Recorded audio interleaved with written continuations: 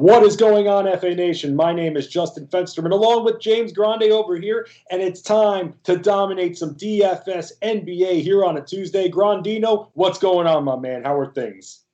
Fensterino. Did you see what I did there? Grandino, Fensterino. I like this. You have to say that. We all get it, okay?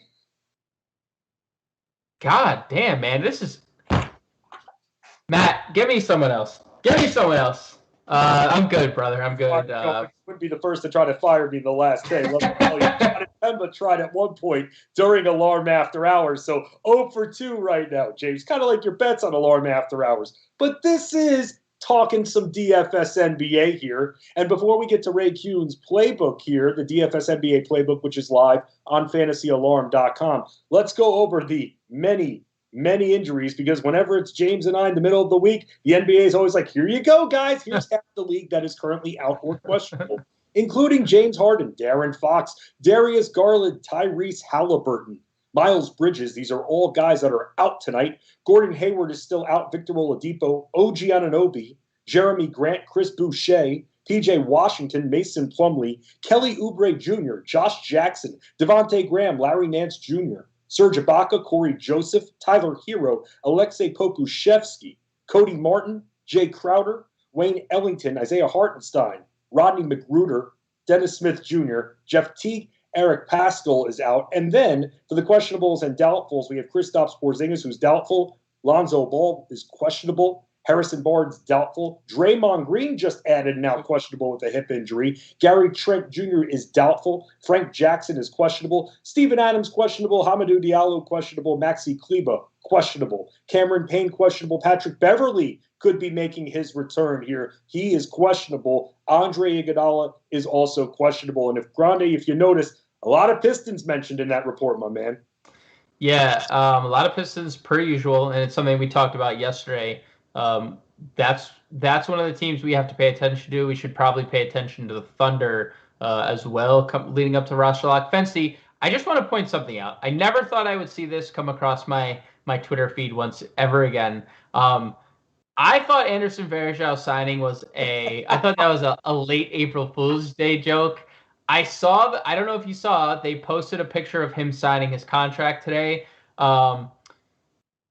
Like, just the fact that we're getting Anderson Varejao updates, he's not expected to play today, but like just the fact that that's happening, and I think just pretty much sums up the year that we've had as a sport, just from a sports perspective, right? Like just the COVID era, like Anderson Varejao is going to be playing basketball again. Hey, while we're bringing back old Cavs, let's bring back Zydrunas Ilgauskas. How about that? Booby Gibson? I think we should bring back the whole team, Fencey. Wow, that would be Kendrick Perkins. You could bring him back there. There you go. No. Keep him far away. Keep him far away. That is the most accurate thing you've ever said, Grande. I couldn't. Thank you. That's so thankful. Grande, before 5 more players get ruled out, let's start by talking about what is good with this DFS NBA slate here. And let's start with the high-priced point guards here. Because, look, we've seen it before, and it's there again, and it's going to be an easy matchup no matter who's on them. Stephen Curry going up against the Pelicans, man. Come on, fearless for Steph. Yeah, I mean, I think there's going to be a lot of decisions made at the top tonight. And, we have some pretty elite talent in Luka Doncic and Steph, but I think you and I are pretty much lock and step here with Steph Curry as the top dog. I mean, he's significantly cheaper over on FanDuel. He's a little cheaper on DraftKings. It doesn't make that big of a difference. But he has an easier matchup. We just saw this. He goes for 41 actual last night. The Warriors looked incredible as a whole last night, as a unit. Even Steve Kerr alluded to that. And Luka has a really tough matchup against Miami. Still, the ownership kind of or the draft forecast percentage kind of surprises me on Luka, but that's how well he's been playing. There is no Kristaps Porzingis, so you can go there. You and I both definitely prefer Curry. Honestly, though, Justin, I think there are some really great, and I seriously mean that, great mid-tier plays today that, like, I think, to get this out of the way, I think Giannis Antetokounmpo is the top spend up on the slate. I think you agree. We've talked about it before the stream. So that's where my priority will be spending. So, if you want to spend up on Giannis and Curry, I think that's fine. But I think this mid-tier at point guard provides you with maybe as much upside as Curry has. Maybe not as much upside, but in terms of value and point per dollar, I think the mid-tier is where I'm mostly going to be allocating my funds. Yeah, and I think it starts, Grande, with, as Ray alluded to in the playbook, I think it starts with Charlotte. Yep. I mean, with LaMelo Ball, he's safe. Yep. Devontae Graham is out of this one. Charlotte has a lot of their scorers out. So those guards are going to need to handle the load against a very, what should be easy matchup for them. Yep. We don't even know some of the players that are going to be active or not for Detroit. A lot of their core guys out. So it's a lot of youth right now, inexperienced youth. We got to go and hammer those Charlotte guards that are active. Yeah, man. And I mean, I think Rozier is a great play. I do. But, I mean, LaMelo, if I'm building, let's say I'm maxing a tournament, right? I'm MME, I'm putting 150 lineups in tonight. LaMelo Ball, Fensty, is at his price point, is probably in 125 of those lineups, because this is a guy that we were paying $9K for. We were actively paying $9,000 for LaMelo Ball. He's played 28 and 30 minutes in his 2 games back. This is one of the best matchups on the board in terms of just offenses in general. And you mentioned it. I mean, Killian Hayes, potentially Frank Jackson defense. Like, sign me up for all the LaMelo Ball we can handle. You mentioned there's no Gordon Hayward. 1.3 fantasy points per minute without Gordon Hayward this year, and a 27% usage. It's huge numbers for LaMelo across the board. Again, it's a lock and load for me at this price. FanDuel, DraftKings, cash, tournaments. I'm not fading LaMelo Ball tonight. They're a playoff team. They're still working on their seeding. There's nothing not to like, because we talked about it yesterday. Targeting teams that are in situations that they need wins, right? Charlotte jockeying for playoff position right now. I mean, they could play themselves out of the, like into the 6th seed potentially. I know they're chasing Miami, 3.5 back. Like, crazier things has happened to where they wouldn't even have to play in this tournament, right? So they're still jockeying for position. I love LaMelo. Honestly, I'll go as far as to say I think point per dollar, he's maybe my favorite play of the slate. What do you think of Kyle Lowry, though? Because here's the interesting situation with him. The price point is good, but does Beverly potentially being back scare you a little bit? No, because I don't think we're going to see as much Patrick Beverly that would impact Lowry at all. I don't think 15 minutes of Beverly hurts Kyle Lowry. We've seen Kyle Lowry uptick in scoring. He scored 20 or more in 3 straight games. Like, is he going to go for 37 actual again? No. But, I mean, 3 straight of 20 plus. We know he's a dual threat. He's a good rebounding guard. He's a very good passer. So I'm perfectly fine with Kyle Lowry, all formats. I think he's overlooked in tournaments a lot, and I think this is a good tournament spot for him.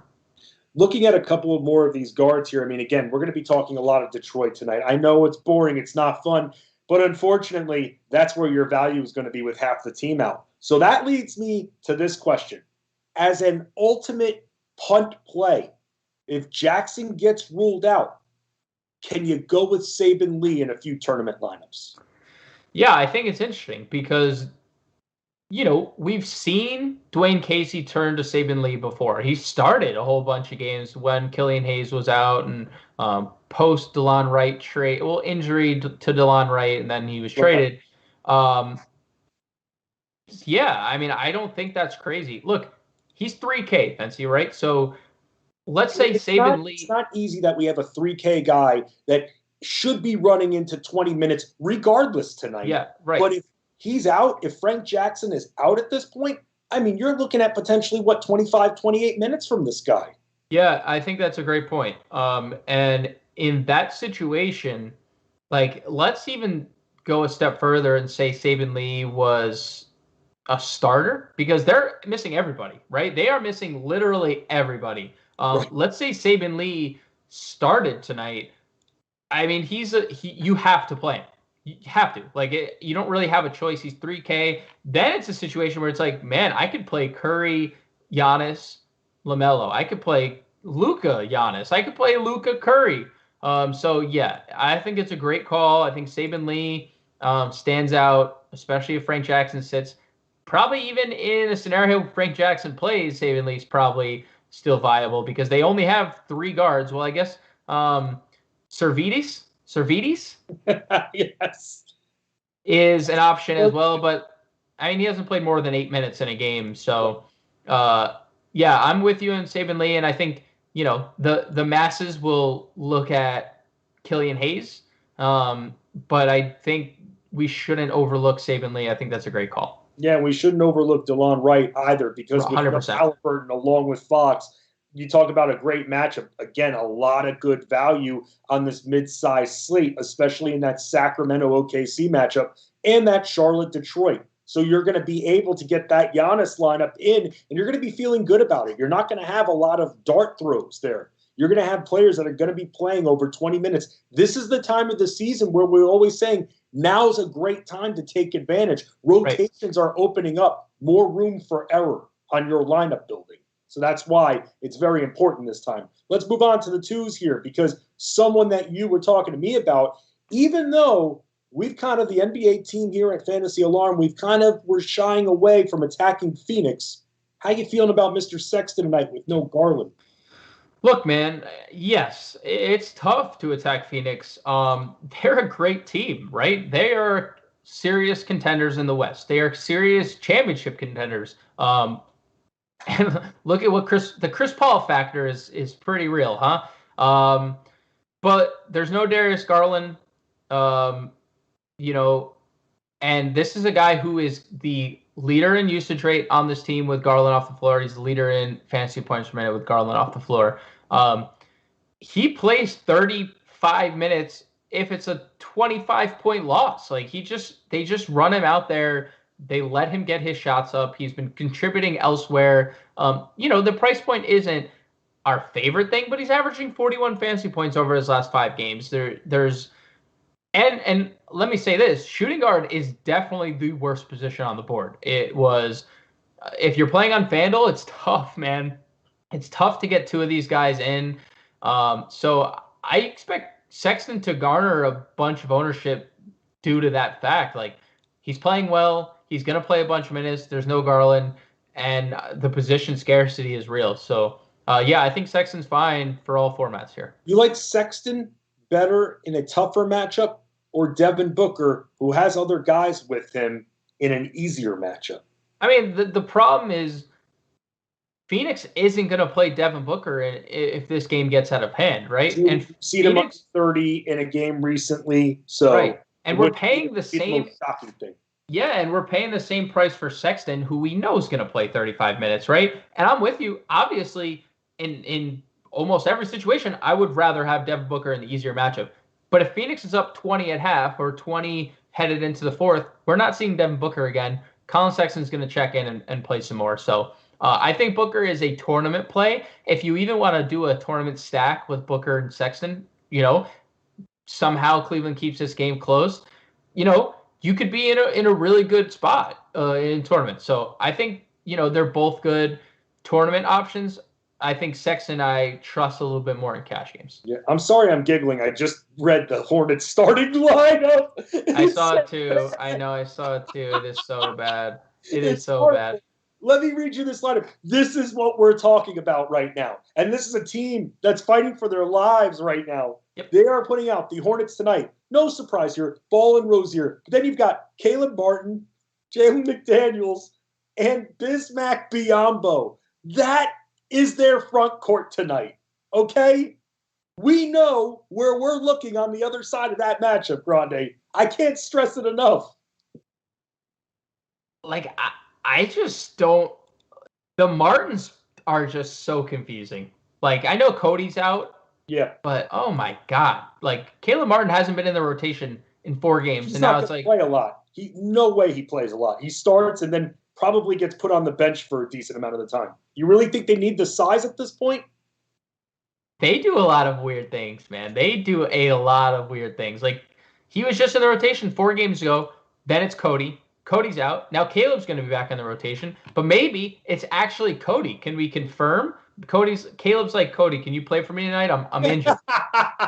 you don't know. They're identical twins. But Yeah, it's embarrassing. Yeah, that's pretty bad. So that means Malik Monk is going to be in your lineups tonight. Right, And 100%. by the way, I know you said that Giannis is your number one pay-up, but as we shift to the threes here, is Sadiq Bey the lock and load, floor, safe chalk play for the night? I mean, have we reached that point where we could give this guy the title? Because while everything is so messed up in Detroit, this guy's become a constant and he's doing more. And if Jeremy Grant isn't going to play again this year, there's your number one option the rest of the way. And DraftKings and FanDuel, they're going to start to notice that more and more and price him up. Yeah, shout out to all those who got the Sadiq Bey top shot yesterday. Loving that. Yeah, I mean, look, I told you I think LaMelo is my favorite point per dollar play. I think Sadiq Bey is like awfully close, right? I think it's right. I still put LaMelo because Sadiq is doing more. He's scoring a lot and he's rebounding the ball very well. We know LaMelo can do everything, right? We know LaMelo can literally go out and drop us a triple-double, especially getting this Detroit matchup. But Sadiq Bey is a very close second in terms of priorities tonight. We mentioned it. They don't have anybody. So let's hope nobody sits for Detroit and they can't play. Well, we got some news regarding that. So no minutes limit for Killian Hayes. That's something to note. And then we're hearing that Frank Jackson and Hamidou Diallo are now game time decisions. So will they have enough players if they don't play? Let's see. They have Stewart, Cook, Okafor, Dumbuya. Yep. Sadiq Bey, that's 5. Yep. Killian Hayes is 6. Saban Lee, 7. And Servidis. He's 8.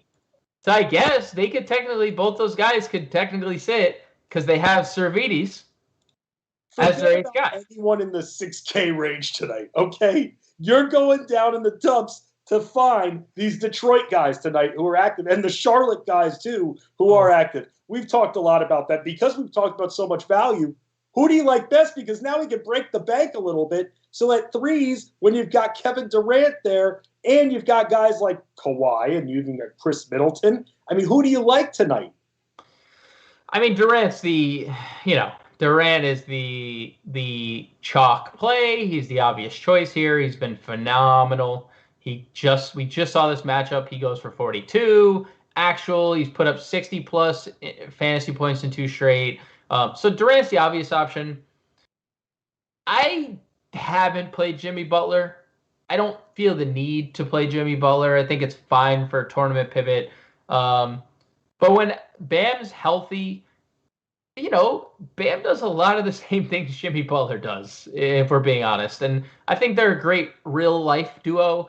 But, Butler priced up at 96 on FanDuel, I just, it doesn't speak to me, Fancy. It just is. I don't blame you, man. And because he's on a team with a lot of shooters and guys that can handle the rock, that's going to take away from him ultimately sometimes. Agreed. And Kawhi is cheaper in a revenge narrative if you want to play that, which, I don't think it's really revenge. He just didn't go back to Toronto, right? If anything, it's more revengey for the Raptors than it is for Kawhi. But you can spend up for Durant. You don't have to because you're going to play Sadiq Bey and you're going to probably use someone like Buddy Hield as well, right? You're going to go to the mid-tier in a great matchup on a team without De'Aaron Fox, likely without Harrison Barnes. He's still listed as doubtful, and without Tyrese Halliburton. Hield has put up 40 fantasy points in 3 of his last 5. So honestly, I'm living in the mid-tier here, Fancy. I'm sitting back on my beach chair and kicking back with my mojito. You can have one. I have an extra one if you'd like. And just playing Buddy Hield and Sadiq Bey, and I'm going to have 80 fantasy points from my small forward position alone. I mean, you're laying by the bay, right? You just may. What do you say? Come on, let's move on to power forwards here. Soon to be dad joke right here, Grande. I've just started to become like you a little bit. So we've talked about locking and loading with Giannis already. Brooklyn hasn't been able to keep anybody out of the paint, no matter who's been in or out. So we're good there. You and I were talking a little bit before, and especially now with Draymond Green questionable, who's going to stop Zion? I mean, Green wasn't going to stop him anyway. Body up against him. Now he is banged up. So at this point, I think despite the big price point, Zion's pretty safe tonight. Yeah, that's exactly how I describe it as well. I would say Zion is extremely safe. Like, obviously, there's upside. We saw it in the Minnesota game. Fortunate things happen where we get 42 minutes in an overtime game for Zion, and he goes for 60.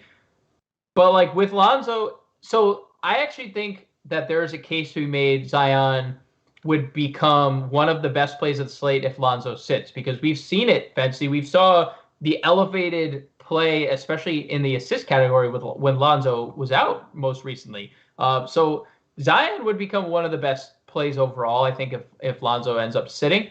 If Lonzo plays, I think you're right. I think he's safe.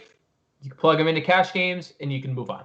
You know what else I think is safe and who I love at his price point? Isaiah Stewart. Yeah, oh yeah. Come on, bro. Right. Who else is there to play?